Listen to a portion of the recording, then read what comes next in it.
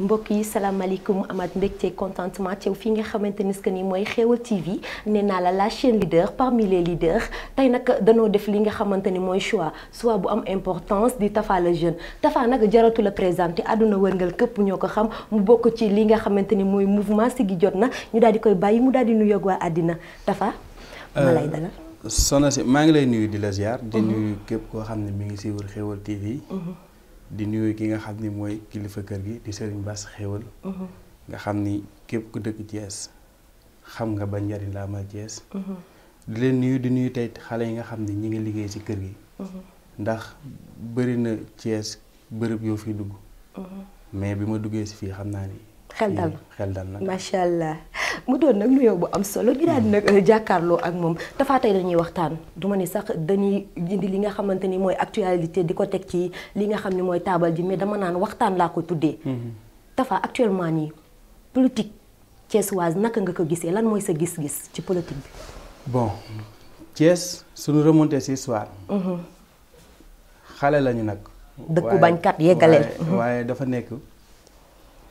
dëkk boo xam ni ñu bëri dañuy leen dëkku bañkat la déedéet maanaam ñi fi juddoo te bëgg dara moo bëri xam nga bañkat dangay dem ba di ko jox koo xam ni lu ñëw da koy bañ mais am na lu fi ñëw loo xam ni lu amoon njariñ la ñu nangu ko muy lan yàgg na nag mooy amoon na doomu gox bi gu fi am lu mu ci def ñun ñëpp ñu àndoon ak moom kon soo ne dëkk bañkat la rek day mel ni lu ñëw rek da nga koy bañ. dañoo seet ni président bu fi mës a dugg rek danaan Thiès dëkk la boo xamante ni que ni toujours opposition la ñuy toogee. toujours moom laa lay expliquer ni la. suñ demee si dëkk bañkat la. après ñu bëri dañuy deen dañoo ñàkk bëgg-bëgg. mais bañuñu lépp bëgg nañ lu baax. dalee rek ñi fi nekk ñi nga xam ne ñoo fi jaar. ñooñu proposé wul woon lu baax. ñi fi jaar ñëpp Senghor ba ci kii nga xamante ni que ni mooy mujj ni Macky Sall. donc xam nga am na ñun ci nangul. ñan ngeen ci nangul. bëri na nanguloon nañ fi Senghor. nanguloon bul fàtte ne Senghor moo nekk premier maire Thiès. nangul nañ fi Abdou Diouf ay moment. mu amoon fa ay ténor yu baax. bi mu jotee pour mu dem ñu bañ. ni ko nag dem jot na. Ablaye Wade it pareil nangul nañ fi Ablaye Wade. mu ànd ak doomu gox bi. ndeysaan liggéey Thiès. bi mu jotee pour mu dem ñu ni ko dem jot na. nangul nañ fi Macky Sall. bu dem jotee aussi di ngeen ni ko dem jot na su dem jotee tey danaa ko dem jot na. noonu nga gisee mbir mi.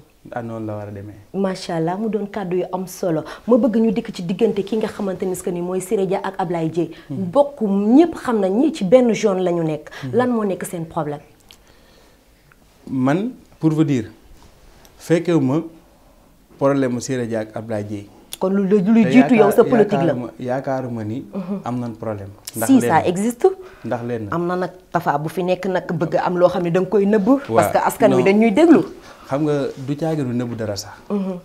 mais nit da ngay wax loo xam ni. moom nga fekke ak moom nga gis. xam nga du ma toog fii ba pare naan la walla am na problème lii lañ jote te jotewul dara. ñoo bokk koñ. ñoo bokk parti. ñoo bokk mouvance présidentielle. mais am na lu ñuy xëccoo. non amagul lu ñuy xëccoo. ndax fi ma bokk muy Siggi jot na. dafa fekk ni dañoo am discipline de parti ñëpp xam nañ ne actuellement Thiès ñooy doole ji. lan moo waral nga ni Thiès yéen ay doole ji te ki nga xamante ni que ni mooy Siré Dia jiitu leen ci politique ëpp leen doole buñ nee Siré Dia xel yëpp day dem ci jeunes yi nga xamante ni que ñu ngi doon chômer mu am fu mu leen génne yóbbu leen ci beneen niveau yow tamit loolu duma ko mën a d'accord nag. waaw dama léegi xam nga macha allah. émission mën naa gën a neex. su fekkee ne su ma commencé naa yeggale. déedéet fi ngay bëgg a dugg duma la nangu. nga fekk nga di ànd ak yow ci li la neex non non non. am na ñun tamit defuñu xam nañ actualité au Sénégal li daw. léegi kon ma dikk fi nga ñu bëgg a ñëw. waxal yow laay dégg ku nekk xam nañ actuellement politique gu Thiès leader yëpp daw nan benn mouvement nga fiy dégg li tax sax ma toog fii. muy mouvement Siggi jot na. du tax gi caaginu nag. ñi fi nekkoon dañoo mënul. du caagi ñu li ñu àndal ci mouvement bi dañoo mënul. waaye yàlla mooy dogal lool ku nekk dangaa war a xew. kon yéen a xew. loolu yàlla dogal. waaw da ngay jàkkaarloo waa àddina fii ci Xéwal TV nga daan ne suñu mouvement Siggi jot na ñun ñoo xew te ku nekk nag ku ayawal sa moome. xam nga ñu bëri dañuy den ndamu la sax. waaye gis nga yàlla su la mayee da nga koy sant mu gën laa dolli. ndeysaan kon ñi ngi sant yàlla ci xew gi ñu xew pour ñu gën ñoo dolli ñu gën a xew. baa bu ngeen xewee du ngeen am gàcce. yow dafa est-ce que yow tamit sa xew dina yàgg. xam nga lu tax xew bi yaakaaruma ko mooy. ay xale yu am bëgg-bëgg. suñ àndee. nekk ay xale am yoon. kon xew bi du yomb. raison de plus ñu teg ko ci yoon. mais ay màggetu jinne ngeen fii fekk de.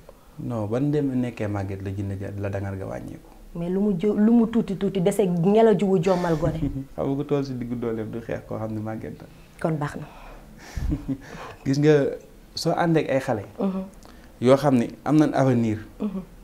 ñu booloo mànkoo. ku si nekk nag daan suivre moromam te ñëwagoo. suñu àndee rek amaana dina am benn durée boo xam dina ko fi def. rawatina nag ki ñu jiite di suñu président.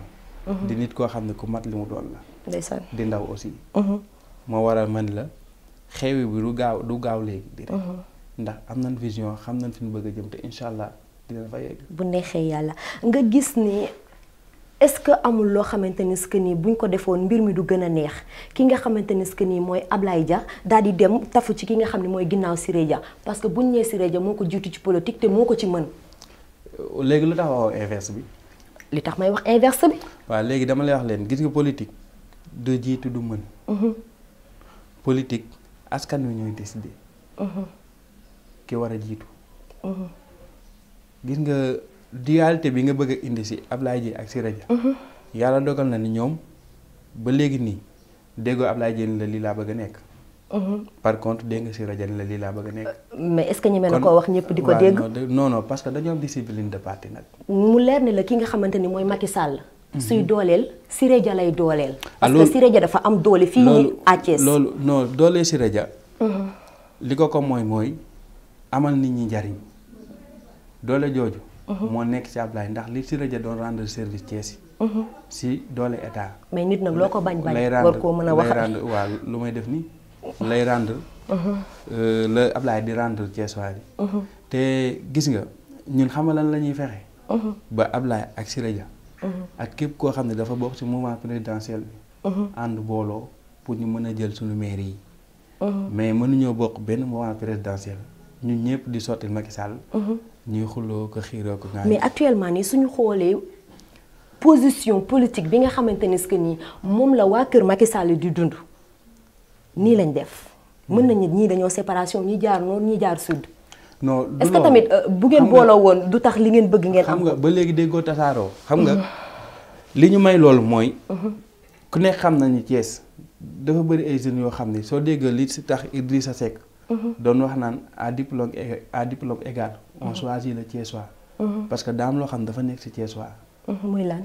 muy deretu diriger. ak deretu liggéey. si ñëpp la nekk. te moonte dëkk bi amul dara de. non si am na lu bëri. waxal ñooy wala ñuy teglu. deret jooju dafa nekk si ñun. mooy waral suñ bokkee mbooloo. ñun ñëpp ku si nekk bëgg a jiite. waaye da ngay jigi-jigi gis ni. ñun manqué nañ jiital kenn. parce que dañoo am raison. maanaam dañoo am xalaatukaay. bala ñoo choisir nag dina métti torop. ku nekk ci di wax bëgg naa. mais suñ demee ba si cëppaandoo di nga gis ni waxtaan am na. di nga gis ni jiital nañ kenn. mais su ma la remontalee histoire élection. élection présidentielle bokkut ak élection législative bokkut ak élection municipale yi ñuy jëm. ndax yii nga xam ne génn nañ ci bu 2014. di nga gis ni am na ñoo xam ne dañoo bokk APR. ku si nekk beru parce que élection dëkk la. gox ak gox la. tey jii di nga gis benn Mamadou Ngom. bu nekk si koñom ñëpp wóolu ko. mu dem ba xam ne su demul jiital liste bi. waa koñom duñ voter parti bi mu fippu dem jiitu liste bi. wax yi nga fi wax daal moom mooy yow fi nga féete nëbboo ko li ngay def tamit aussi nëbboo ko yaa ngi defar ba mu baax ci fi nga xamante ne que ni mooy parti Siggi jot na. loolu laa gis daal man actuellement nii. waaw mais dama la su ma amee carrière bu ma xam ne dama koy suivre. nangu soobu si lenn. am na loo ca gis. waaw dafa am loo xam ne non dama ko caa bëgg sax. su ma nangoo bàyyi lépp ni damay jàppale Ablaye. daam fu ma bëgg Ablaye nekk fa ndax daam lu ma woon. te man daam ñeneen ñi wanuñu la ko woon. su ma ko wonoon kon dinaa choisir Ablaye. mu mel ni dafa fi tollu di Xeweul TV dañ lay reetaan parce que sa dossier dafay jiitu Tafa yow li ngay transhumé dafa bari sa transhumance bari na torop lan moo waral transhumance boobu ba am na ci loo xamante ni que ni Maodo Malick Mbaye ca jom ju bari ja daal di lay sànni woon li nga xam ne ay dot la woon. waa comme nee nga damay transhumé li may transhumé. non non c'est la réalité quoi. waa léegi dama lay delloo benn laaj. mooy ñaata parti nga ma xamee. non yow kay yaay wax li fi nga jóge ba tax Maodo Malick Mbaye sànni la xeer am lum la wax. gis nga daam loo xam ne wax nañ ko waxati ko. mooy lan heure boo mënti dem ci presse bi daa mel ni question boobu rek lan am ñoom ñëpp. non si parce que ngay jeune di politique. waaw bàyyi ma ñëw transhumance ci mag ñi lañ ko daan gisee. léegi jékki-jékki yàgg ci politique benn parti. léegi da nga may bàyyi ma ñëw ma wax la leen. xam nga transhumance mooy lan. mooy lan. nga jóge ci parti dem ci parti. Tafa le jeune jógewul ci parti dem ci parti. lu Tafa le jeune def. voilà loolu nga ma waroon na njëkkee. yow laay déglu. Tafa le jeune dafa nekk benn xale ci koñ bi. am 17 ans. sob trop. à 17 ans nga dem jëli sa secrétariat ASC. bi nga xam ni yaa ngi ko bokk ak ay ténor. ñu jox la ko 17 ans ba léegi ba 2020 maa koy xeere. macha allah. à 17 ans xale yi koñ bi déggal la. à 17 ans ASC bi lu mu xewle wala association bu nekk ci koñ bi nga dugg ci.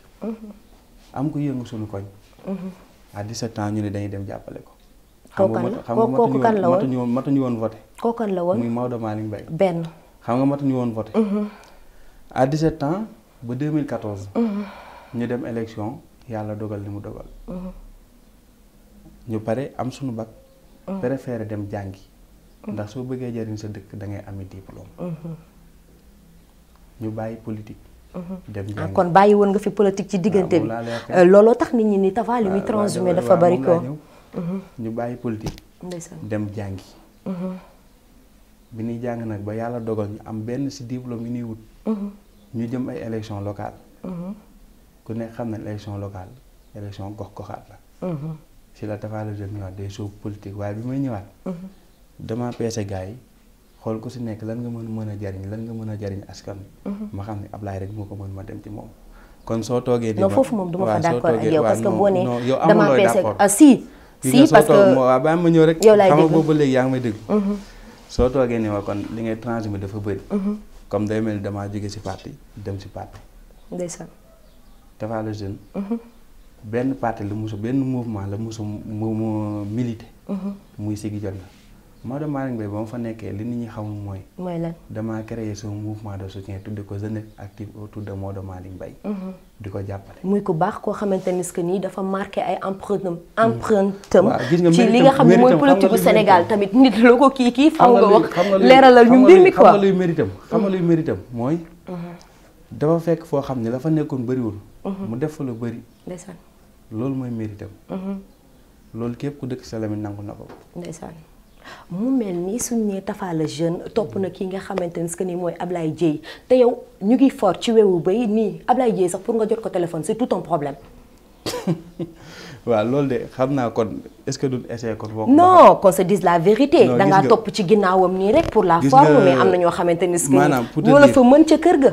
non du question de mën sax ak ñàkk mën. ndax ñu nekkuñu ci ring dañoo nekk ci politique. su fekkoon ni mais ki ngay jàppale tout le temps war nga koo mën a dégg. waaw déglu ma rek su fekkoon ni ay jot téléphone ak ay yooyu yëpp. ci la bokk nag. waaw non dama lay wax bàyyi ma daaneel xam nga fan laa jëm. yow laay déglu. su fekkoon yooyu yëpp dafa am jafe-jafe. am naa fu lay bàyyi lépp. kon yow tey jii am na nu muy demee sa digganteeg Ablaye Dieye nga ni ko fi ñu ko dem xooli leneen.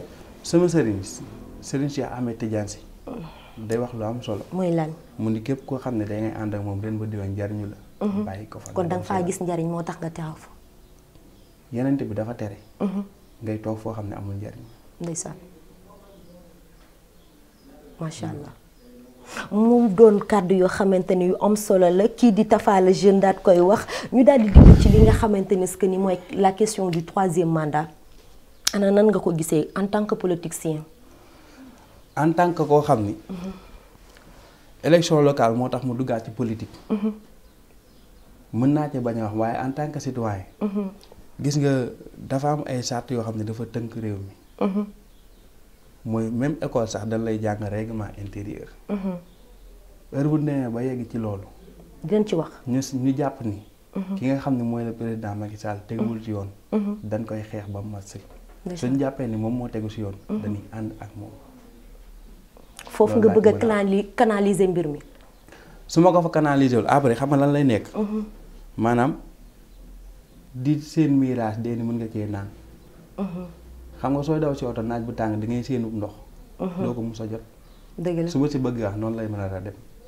ndax jotaguñ ci loolu ba ci wax. ah mais kii nga xamante ni que ni mooy président bu Côte d'Ivoire dafa def génn bu am solo ki nga xamante ni mooy président bu France daal di koy apprécier est-ce que tamit bu ñu tolloo ba nga xamante ni suñu réew ñi ngi naan jeexi jaaxa xel yi am loo xamante ni que ni mi ngi koy jàpp lu ñu nanguloon Ablaye Wade suñ ko nangulee Macky Sall président boo xamante ni ne dari après les indépendances loolu ñun jeune nee nga sa mouvement jeunesse ci lay dox. xam nga war nañ cee mën a waxtaan. xam nga waaw wax naa la xam nga wax naa la sama position.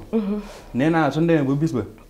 ñu xam ne Macky Sall moo newul ci yoon dañ koy xeex suñu demee ba xam ne moo nekk ci yoon mais ki nga faral pour nga wax ko dëgg sa raar de fii nii ak politique fi mu toll nii au Sénégal. ak ñi nga xam ne wala ak ku nekk ak sa gis-gis. waaye man dafa mënoon amaana xëy na yow yaa doxee noonu. aman kay mën lépp lu ci mënti am mooy ki ngay àndal.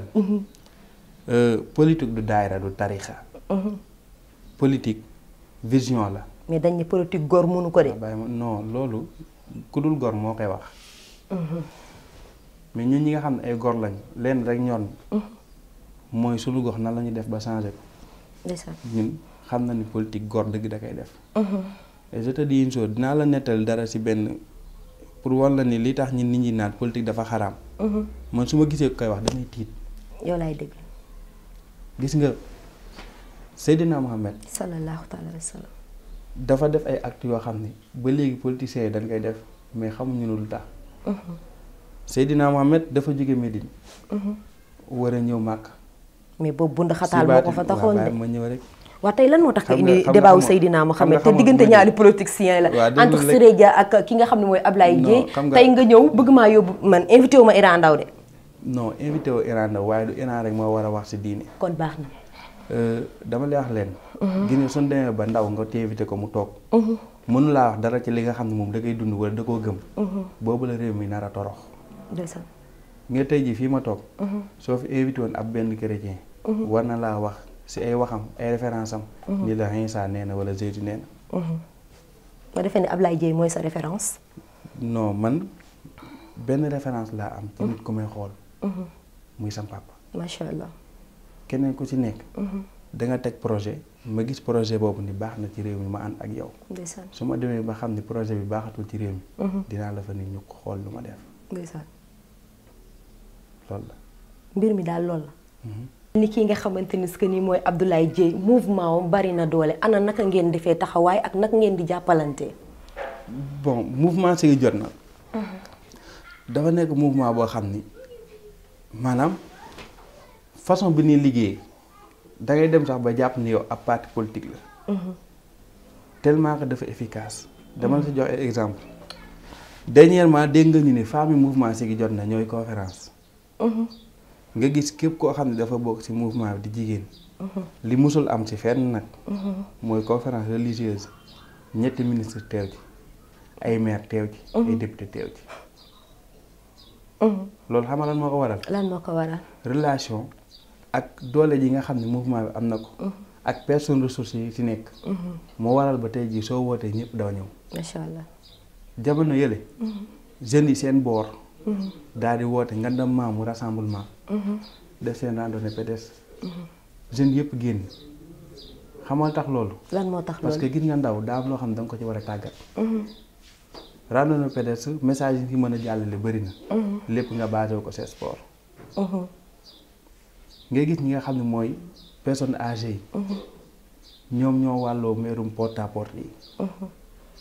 tey jii maanaam doo dox bayaal ga nga xam ne mooy base mouvement bi fa la su leader dëkk. doo xëy suba ba ngoon di dox te gisoo benn mag bu ñëw. di la wax waxi mouvement bi. mu nekk massification boo xam ni du looy def ci presse du looy def ci maanaam. wëree déggoo daal dafa am seen biir. mais waxuma ne déggoo rek. waaye kenn xamul maanaam romb na ko kenn xamul lan la. loolu xam nga lu ko waral. lan moo ko waral. gi nga ay nit suñ bokkee bëgg-bëgg. dem ba sax yow leader bi dootu la ñor xam nga lan moo lay ñor. projet leader bi. ndeysaan. moo lay ñor. moo am ay nit ñu xam ne dañ fa nekk di ko porter mën ko défendre. Thiès ñor leen askan wi ñor leen. ñu nekk fa di ko défendre looloo tax doole ji mouvement bi am organisation. ndeysaan mais sànq da nga am loo xamante ni que ni leeraloo ko ba mu leer ci li nga xamante ni que ni mooy bopp nit ñi parce que nee nga ki nga xamante ni que ni mooy Ablaye Dieye ak Siré Dia xëccoowuñu dara loolu duma ci d'accord parce que bientôt même élection yi sax pousse nañ ko waaye bientôt élection yi daal di ñëw te xam nga ni lii nga xamante ni que ni mooy maire bi ñu ngi koy xëccoo ba ñëpp xam ni ñaan ñi am na lu ñuy xëccoo. xam nga wax naa la ko sànq. loo xamagul kañ la. loo xamagul kañ la. doo ci nekk di wax. mu mel ni Tafa la jeune am ma ñëw rek. xam nga soo fi toogee di ma tegal dualité Siré Dia ak Ablaye. sànq nee naa la jotewuñ dara. dualité am na wala amul. dualité mënul am ndax ñoo bokk mouvement présidentiel. mais APR raison de plus. ki nga xam ne mooy Siré Dia déclaré na candidature maire yi. ñun ñu ngi liggéey pour xool lan la ñuy def. Ablaye Dieye nag déclaré gul. moo tax déggagoo ba léegi. Ablaye ne la lii laa bëgg ci maire bi parce que xam nga lu tax. dañoo bokk ci coalition. coalition boobu am ay instances yoo xam ne suñ fa tollee. dinañ wax kii mooy jiit suñ fa tollee nag ñun dinaa xam nan la ñuy def. tolloo leen foofu waaye tollooguñ foofu nag. ce mouvement da nga koo jël daal di koy defal li nga xamante ni que ni da nga koo teg ci kanam te mouvement d'habitude du ñàkk am ñoo xamante ni que ni dañuy rocceeku. lan moo waral nga jël mouvement bi daal di daal politique. politique kaar fukk la. kaar fukk. da ngay jógee garage ñii nit yi yéeg. ñii di wàcc. ku sa paas jeex da ngay yéeg. soit da ngay bañ a dem ba xam ni say conviction bëggatul ak mbooloo mi nga bàyyi. wala nga dem ba découragé ci politique nga bàyyi. wala nga dem ba say itteeg say lépp mënatu laa may ngay politique nga bàyyi. mais doo gis koo xam ne day déparé garage. car bu yëpp ba fees ni force day yegg instant déedéet. moment boo toll. dina am ñu yéeg am ñu wàcc waaye xam nga lan ngay ñaan. su benn yéegee fukk wàcc su benn wàccee fukk yéeg.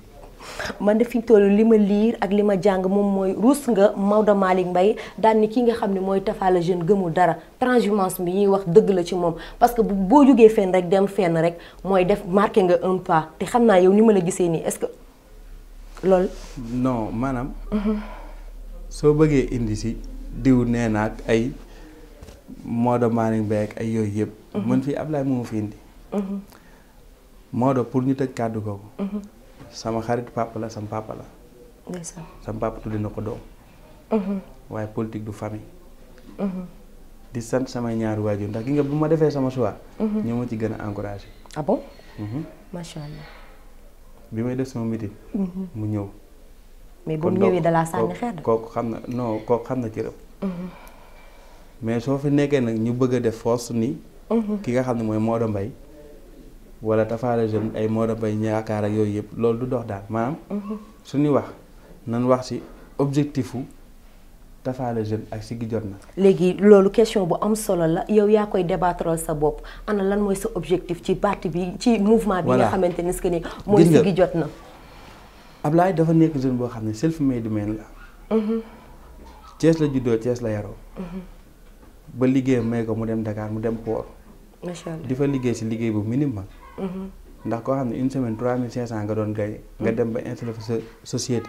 am nga foo jaar ci xale bu ndaw nag. mu am ay projet am ay entreprise yoo xam ne da ko fi installé à Thiès. gis nga kay jàmbur kenn du ci toggantu da ngay tooñ. déedéet kay. dañoo bëgg mu aye. ba société yi nga xam ne da koy installé mu ñëw installé ko à Thiès jeunes yi liggéey. projet boobu rek lan am de. mais du projet personnel.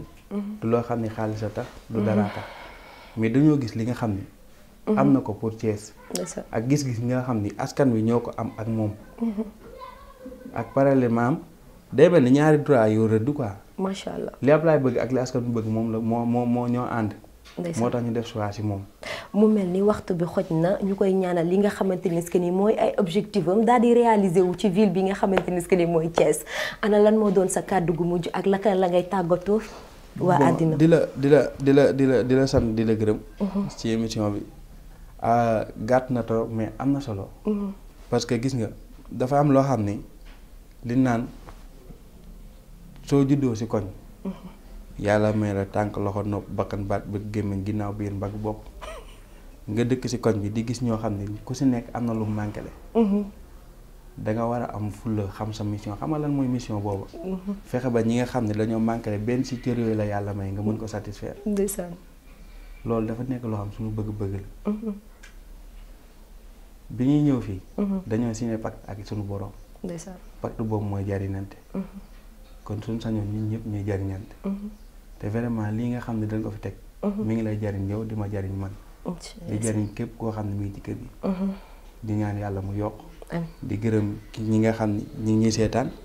di gërëm ñi toogoon ci ginnaaw caméra bi ndax tey jii soo fekkee ñun mën nañoo xaw a am tuuti gis-gis. ñoom c'est grâce à eux quoi. di gërëm tey sama xarit Modou Ngom borom 2 gallons yi. waaw di la sant di la gërëm daal.